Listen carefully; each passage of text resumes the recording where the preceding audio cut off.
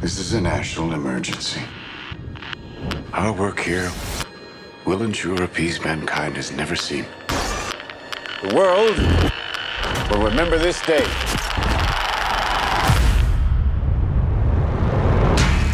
This is arguably the most important story of our time.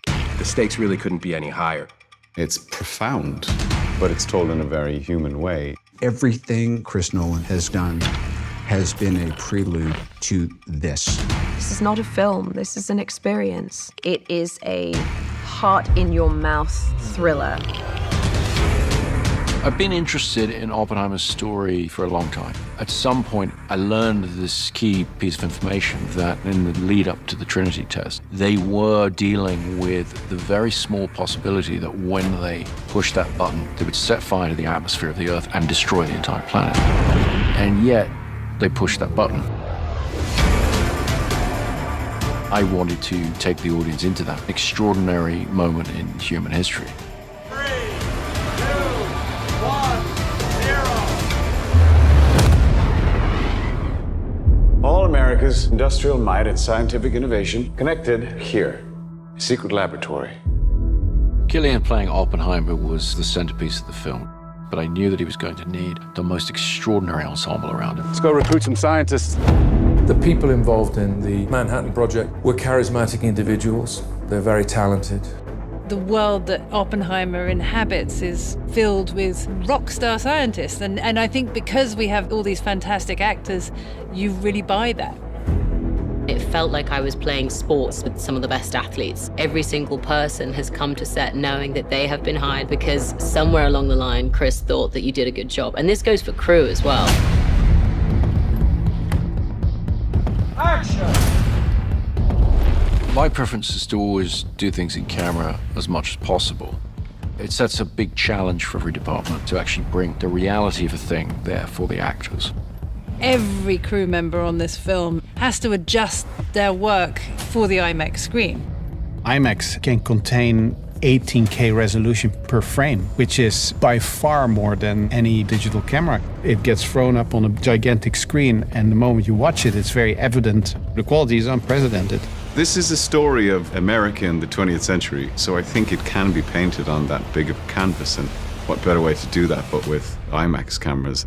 Why would we go to the middle of nowhere for who knows how long? I always try to use real locations as much as possible. With location shooting or sets, the more things can just be real, the better they're going to feel to the audience. There's almost no studio work on this film. Everything is location. The sets were built in such a way that they felt incredibly authentic. We built our Los Alamos at Ghost Ranch, New Mexico, which is along the same mountain range that Los Alamos proper sits on. This was very important, and I based all of this on research. We built all of these buildings 360. We want it to feel like you are right there, you are in this is happening, this is real. This isn't a backlot. It's just the most transporting thing, you know, when you're there and it just looks exactly like Los Alamos 1940s must have looked, and you know that no detail has been overlooked. You know, we also shot in a huge amount of the real locations. We shot in Oppenheimer's house, in Los Alamos. We shot in Princeton. Walking through Princeton, it's really very funny because people, you know, they're walking around, they go. Shooting those scenes, playing the characters who really had versions of these events happen there, you just get a real charge out of it, you know? This is a matter of life and death.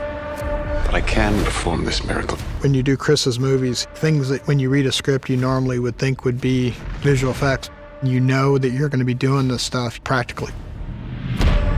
They had to film the world of quantum physics. Their whole unit was one big science project. I was daily very jealous. It's kind of back to the old days.